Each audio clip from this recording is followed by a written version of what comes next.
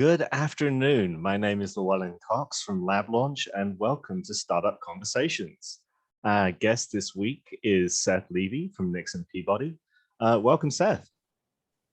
Thank you very much. Good to be here.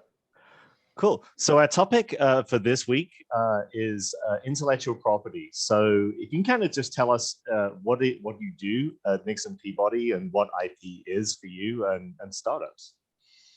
Sure. So I'm a partner with Nixon Peabody. We're an international law firm.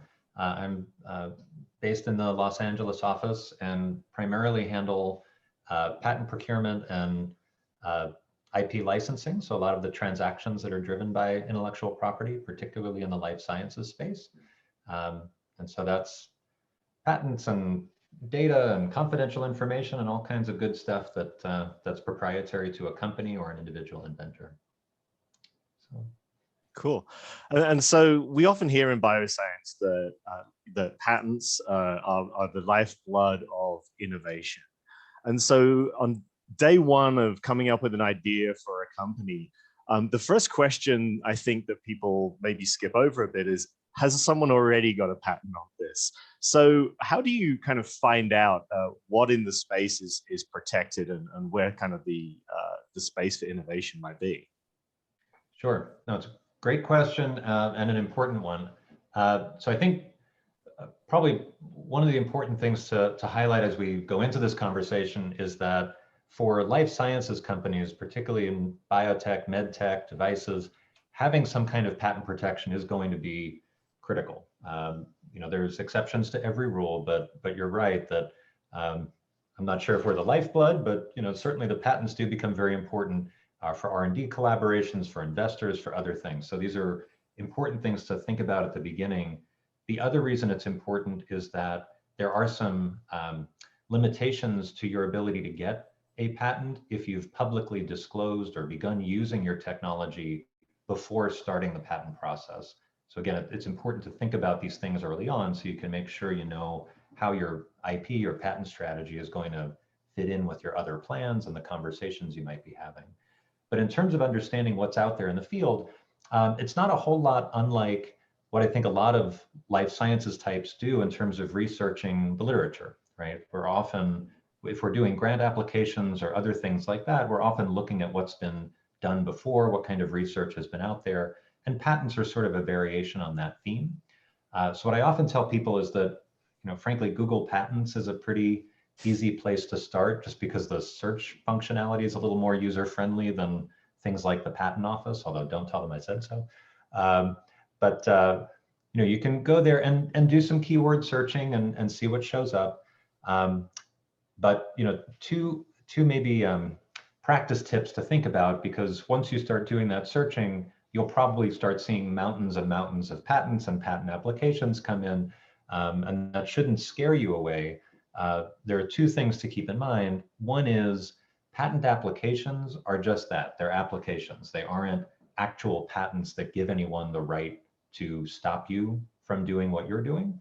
And so while you'll see a lot of applications out there, for the most part, it's the actual patents that might be of greater interest. So you want to make that distinction. The other is that patents and applications have a lot of stuff in them. They tend to be long documents, a lot of text, a lot of drawings. But what's really important about them is actually at the end. And so at the end of every patent or patent application, there'll be a section called the claims. And that's when the inventors are actually describing what they think their invention is. So I usually start by reading the end of the patent before going back to the beginning, because that'll give you a sense of, okay, that's the drug they're talking about, or that's the clinical approach, as opposed to the 120 pages that came before that talk all about heart disease, right? So cool, thanks.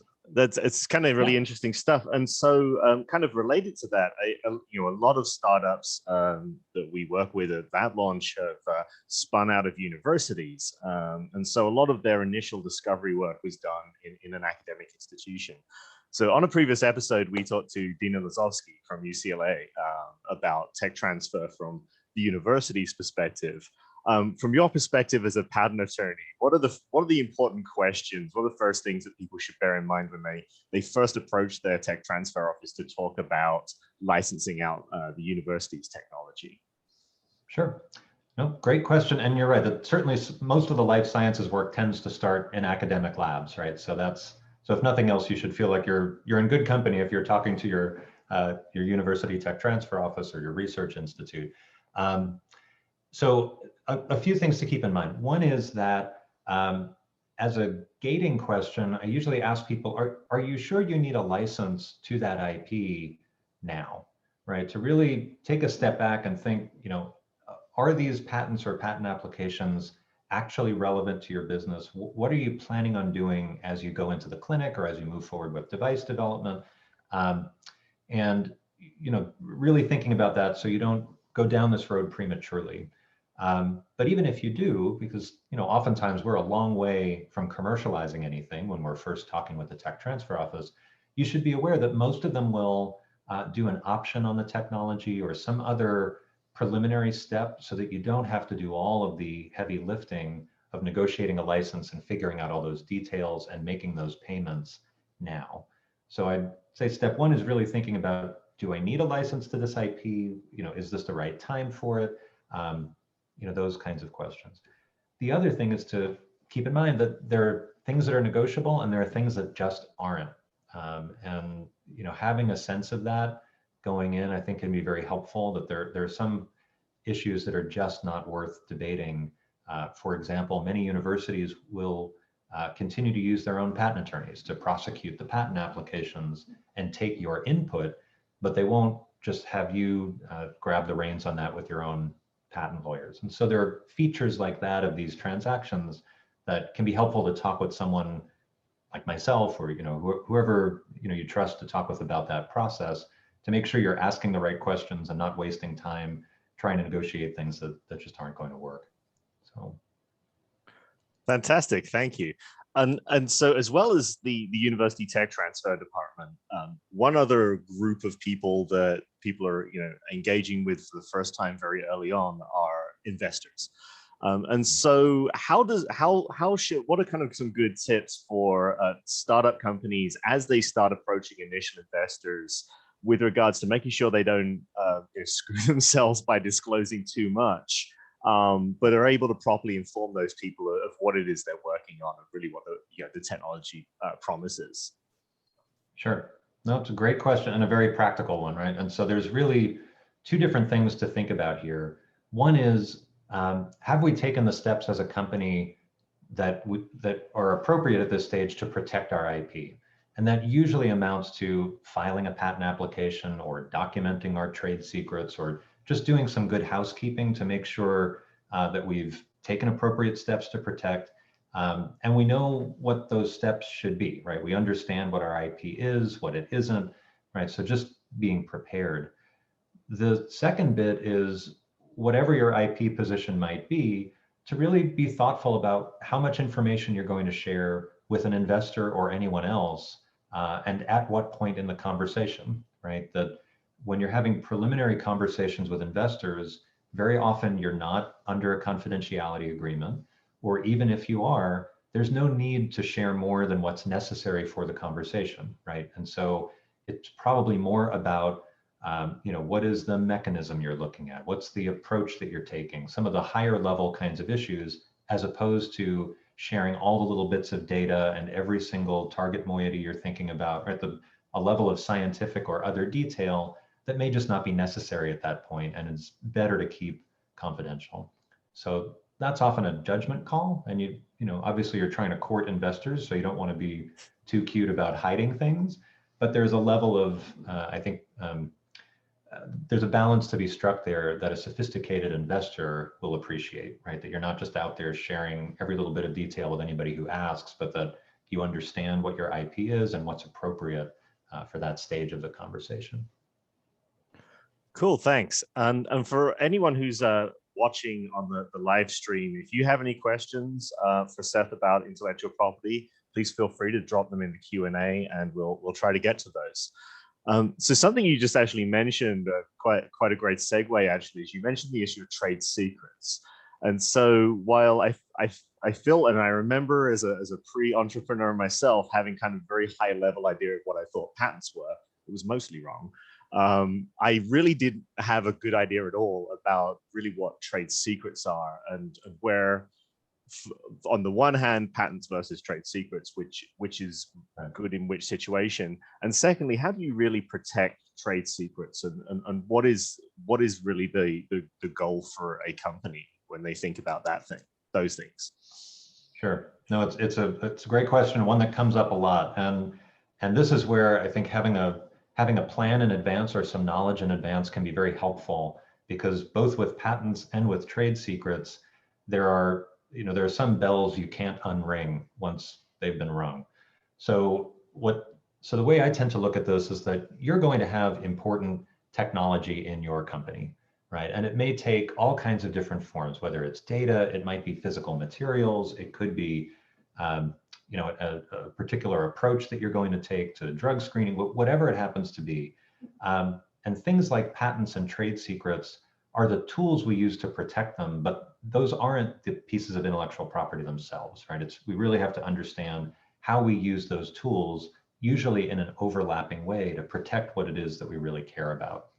And so for the significant differences here are that patents are something you have to go and apply for and get from the patent office. A patent doesn't just exist. You have to have an invention. It needs to meet certain standards. You need to go through a process with the patent office and be awarded a patent that you can then use.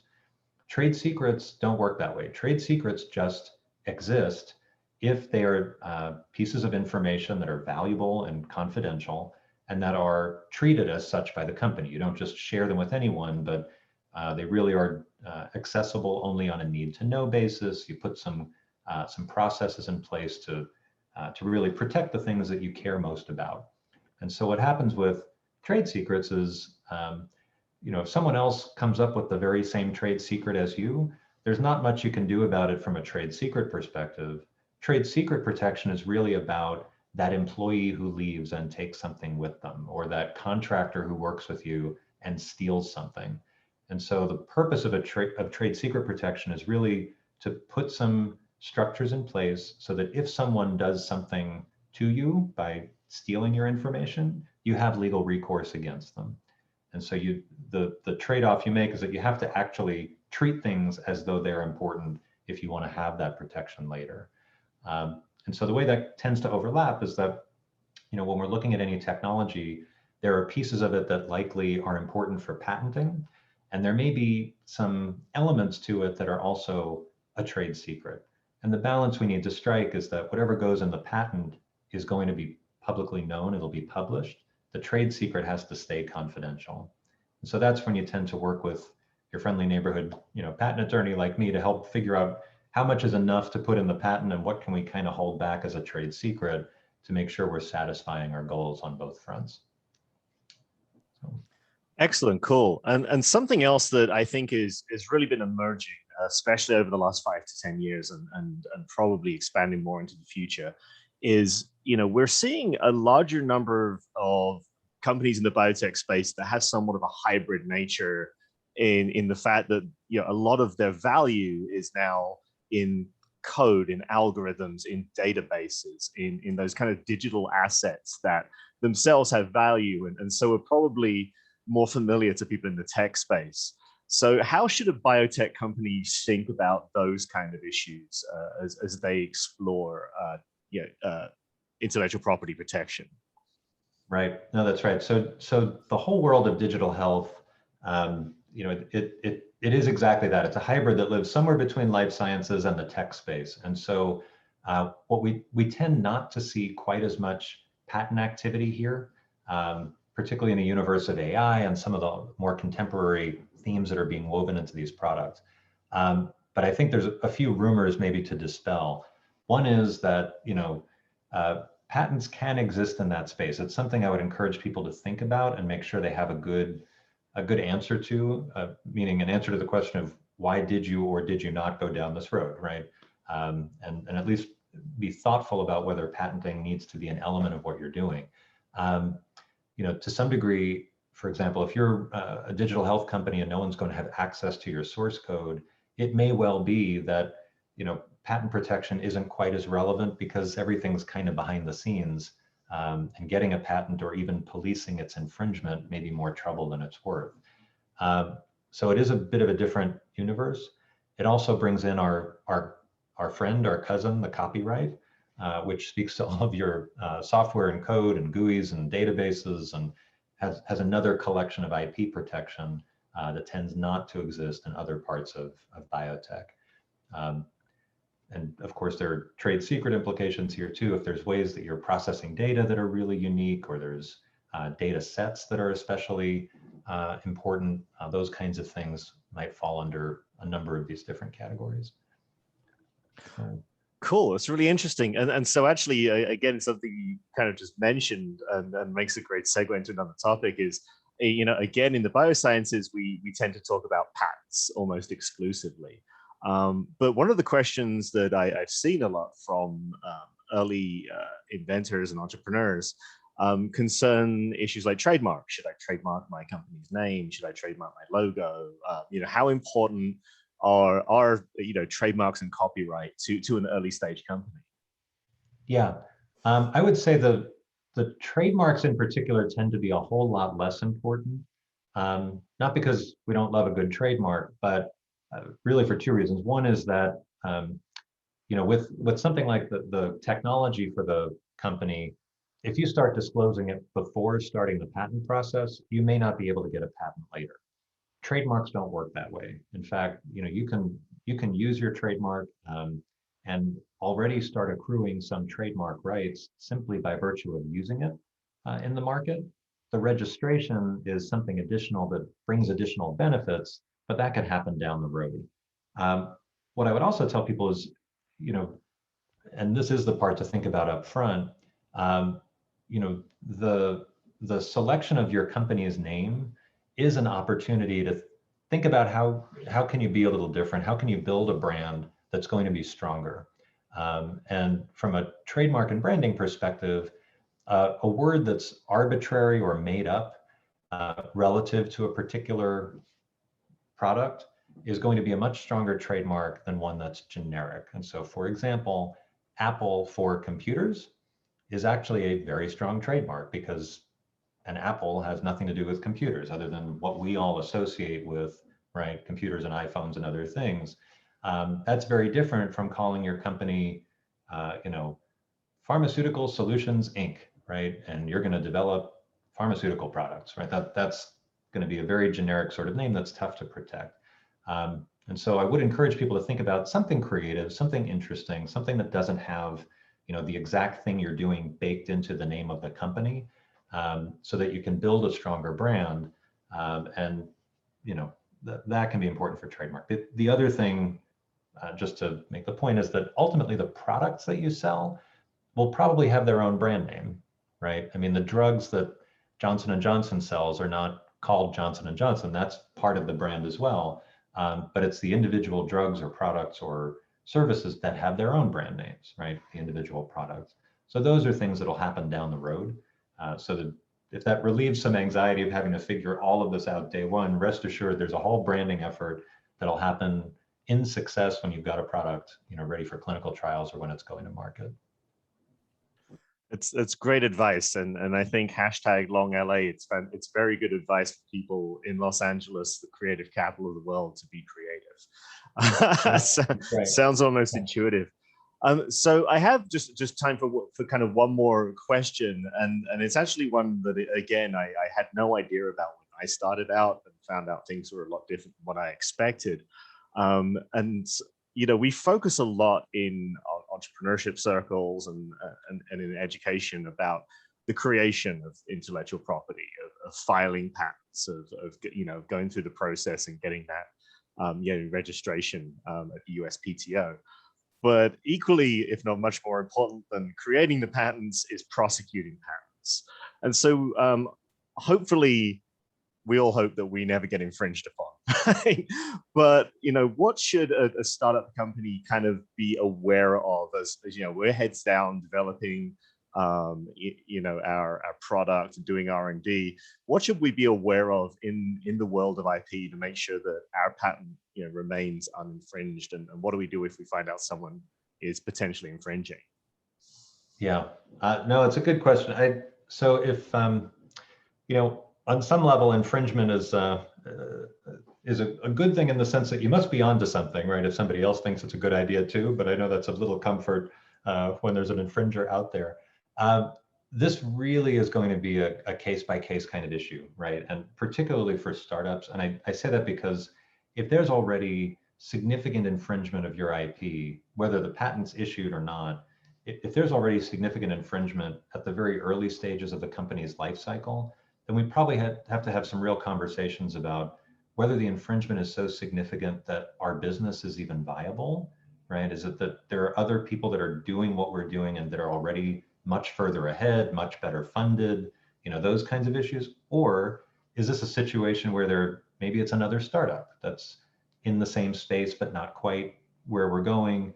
Those are the kinds of things we want to think about so we can have a practical approach as far as what to do. Because, for a startup company, it's going to be the rare occasion where investing time and money in a legal battle is going to make sense, right? That's a hard sell for investors, and it may evidence some other challenges that we'd want to just either nip in the bud or really think about from day one. If we're a little further along, there's a whole different kind of conversation to have, both about enforcement or maybe whether there's licensing opportunity here. And in fact, that's one of the things we try to make sure to think about when we start the patent process, is protecting our IP in a way that's broad enough that it covers what we're going to do, but perhaps what others are going to do as well, so that we might be able to monetize parts of our IP by licensing things that maybe we don't plan to pursue ourselves, but can generate a revenue stream for us, maybe in a different geography, maybe in a different clinical field.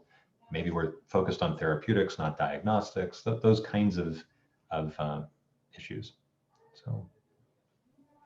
Awesome. Well, thank you so much. And thank you, Seth, for joining us today. It's been a really informative conversation. I've enjoyed it. I hope everyone watching at home or on YouTube did as well. This has been Startup Conversations by Lab Launch. Built by scientists for scientists, we create quality, affordable lab spaces to enable scientific innovation. So again, thank you, Seth, for joining us today. If you want to contact Seth, his contact details are in the chat. And we'll look forward to seeing you all again soon. Again, Seth, thank you so much. Thank you.